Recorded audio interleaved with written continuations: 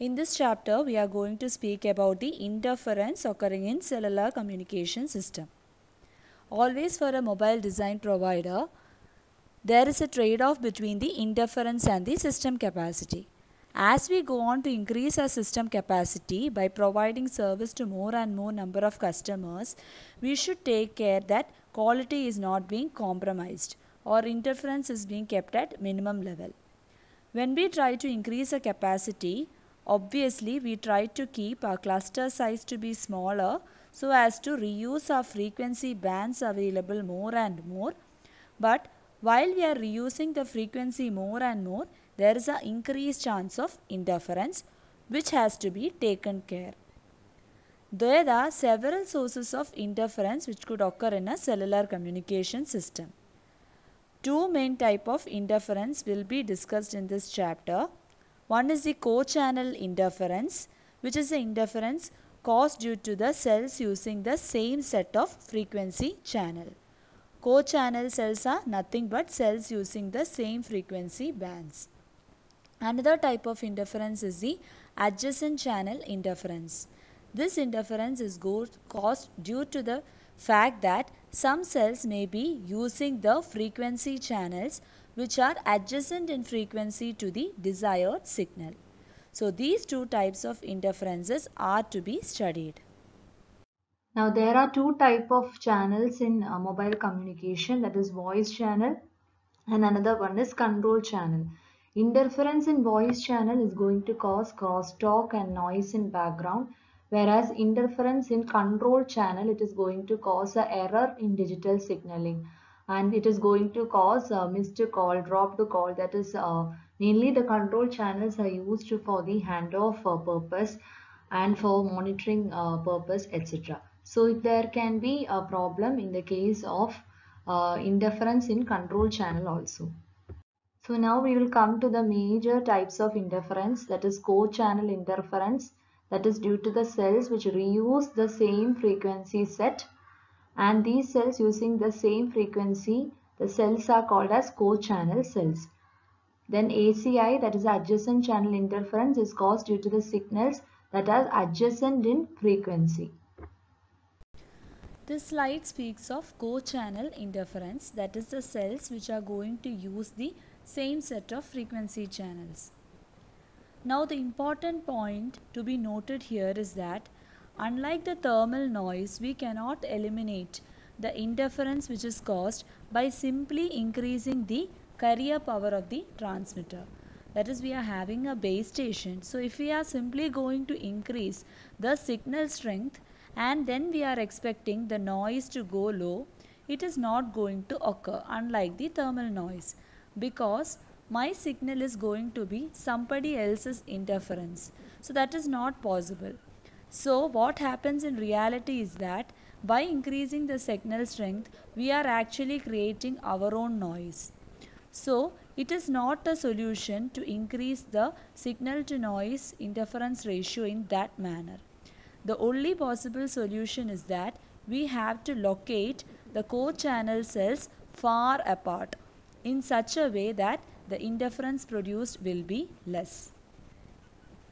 Another important point which is to be noted in this slide is the last portion, that is, we are here going to theoretically choose all the cell size to be same, all the same hexagonal shapes. Then their transmit power of the base station is also going to be same and they are covering a particular area. So in effect our co-channel interference will be independent of the transmitter power. The only thing which is going to matter is the distance between the co-channel cells. The co-channel interference, as we know, is independent of the transmitted power. The co-channel interference will depend mainly upon the distance between the two co-channel cells. If we are assuming the base station say to be located at the center of a hexagonal cell, then D, capital D, is going to indicate the distance from the base station of one co-channel cell to other co-channel cell. It will also depend on the cell radius denoted by capital R. So here we are going to define a very important parameter denoted by Q, which is indicating the co-channel reuse ratio. What do we mean by co-channel reuse ratio is that it is the spatial separation between the co-channel cells relative to the coverage distance of a cell. Obviously, we know that we are going to cover the whole of the area by using a hexagonal cells of some radius. So obviously the radius size will matter. So the cell size will matter. So that is why we are considering interference going to depend only on the distance between co-channel cells relative to the cell radius. So that is the parameter D by R, that is called as the co-channel reuse ratio. What will happen if we are keeping the value of the co-channel reuse ratio to be too small? Then D has to decrease, which means the distance between the co-channel cells should be less. So in this case we can reuse the frequency more and more, that is our cluster size will be obviously smaller, so that we can reuse the frequency more and more. But what happens? The interference is going to increase. So there is always a trade-off between capacity and interference. This is going to be a great problem for the system designer.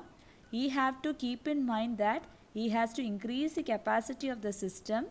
That is, he should be having a large number of customers but with no compromise in quality. That is, the interference should be minimized. In the upcoming slides, we will see a relationship between the co-channel reuse ratio Q and the cluster size denoted by capital N. For finding the relationship between the co-channel reuse ratio and the cluster size, we have to consider the cosine law. Refer to the cosine law. So first of all, we can find out the adjacent cell distance. We will consider the two adjacent cell hexagons and denote small d to be the distance between the center of two near hexagons. And then we can apply the cosine law to the hexagonal geometry. So when we apply the cosine law to this hexagonal geometry, we get the relationship between the D and R. D here is a distance between two near hexagonal cells.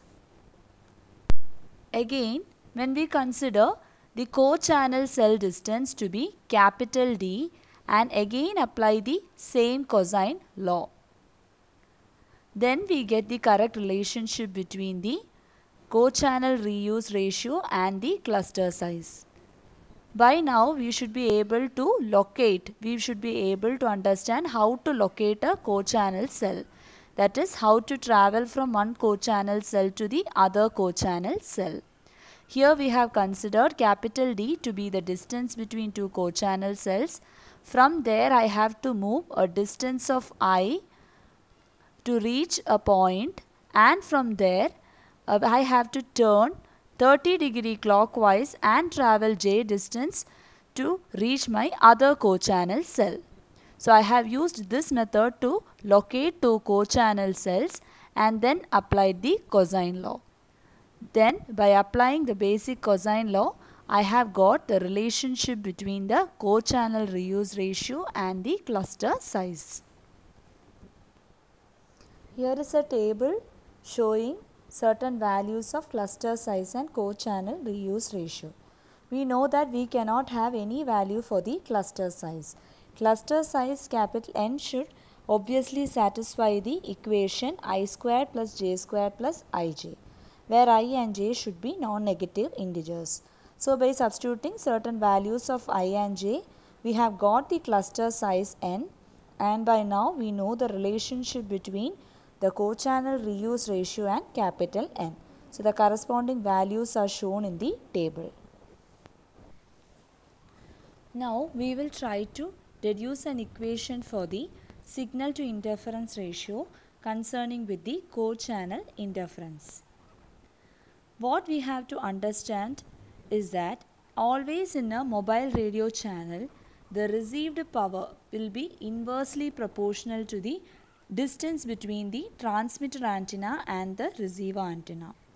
That is, as the distance between the transmitter antenna and the receiver antenna goes on increasing, obviously our receive power is going to decrease.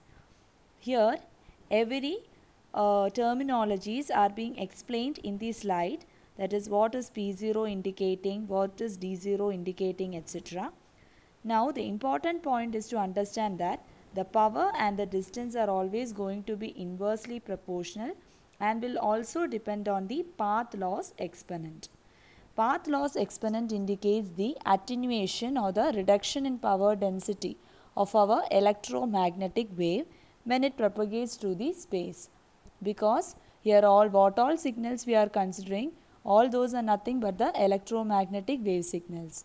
So, the received power will always be decaying as a power law of the distance of separation between the transmitter and receiver antennas. And usually we consider the value of path loss exponent n to be in the range from 2 to 4. When we are writing an equation for signal to interference ratio, our signal here is a signal from the intended base station. Here we have taken it at a distance of capital R, and interference from the other cells, other co-channel cells. Here we have taken the distance between the co-channel cells to be capital D. When I am considering a hexagonal cell geometry, what matters is that only from the first tier of the co-channel cells I am going to get maximum interference. Other tiers usually doesn't matter. So when you try to draw a hexagonal cluster with a cluster size of say 7, you will find that in the first tier there are 6 co-channel cells. So from here we will be considering only the 6 first tier of co-channel cells. That is why in the denominator only 6 is being indicated. And then we have written the equation for signal to interference ratio in such a manner that we know the previous equation of how the cluster size and the co-channel reuse ratio capital N and Q is being related. In this case, a signal to interference ratio of a mobile cell which is located at a cell boundary is being shown. The worst case co-channel interference ratio is shown for a hexagonal cell which is having 6 co-channel cells in the first tier. Here we have obviously taken a cluster size of n is equal to 7. Capital R indicates the radius of the hexagonal cell, and D is indicating the distance from the mobile station to the center of another co-channel cells. And then we have written the equation for signal to interference ratio. As seen from the previous slide, the signal to interference ratio is D by R the whole raised to n, or R by D the whole raised to minus n, where n is the path loss exponent. Here a value of 4 is taken for path loss exponent, and then we have written the equation where the distance is going to be different for the distance is going to be different for each of the co-channel cells. And then we have related the equation of signal to interference ratio to the co-channel reuse ratio Q, where Q is nothing but D by R. Next is the adjacent channel interference, which is the interference resulting from signal which are adjacent in frequency to the desired signal. So that is due to the imperfect receiver filter which allow the nearby frequency to leak into the passband. So important effect regarding this ACI is the near-far effect. The near-far effect is going to occur if an adjacent channel user is transmitting in very close range to a subscriber's receiver. That is, two of the users, they are going to use very adjacent frequencies. Now the near-far effect will be explained in the subsequent slide. Now we will speak of the adjacent channel interference. Adjacent channel interference is caused due to the frequency channels which are adjacent in frequency to the desired signal. Suppose if two subscribers they are located at one particular place, they are using adjacent channel frequencies, then obviously a crosstalk is being produced. A very important effect of the adjacent channel interference is the near-far effect. This near-far effect will be explained by using the figure shown in the slide. In the figure, there is a base station, there is an interferer and a subscriber. Interferer is going to use a frequency channel adjacent to that of the subscriber. That is actually a bad luck. Why? Because by the time the signal of the subscriber is going to reach the base station, it will be weak because the interferer is radiating in adjacent channel frequency and is closer to the base station rather than the subscriber. So what we have to do as a mobile design provider is that we have to invest in making very sharp filters at the base station. Because if we are going to have an imperfect receiver filter at the base station, the interference produced is going to be so much large. We know that the cost of the base station receiver filter is obviously going to be shared by many users. So what we prefer is that we prefer to be the cost of our handsets or our mobiles to go down. So invest more and more in making the base station receiver filter sharp, so that this type of adjacent channel interference goes down. Now, these are the way by which we can minimize the adjacent channel interference. Most importantly, keep a very sharp filter at the base station, and also importantly allocating the channel allocations, that is, which will prevent the secondary source of adjacent channel interference by avoiding use of adjacent channel in neighboring cell site. And at maximum we have to keep the frequency separation between each cell as large as possible. So by taking care of all these things, ACI could be reduced. So in this section we have seen in detail about the two types of interference occurring in cellular communication systems, that is a co-channel interference and the adjacent channel interference.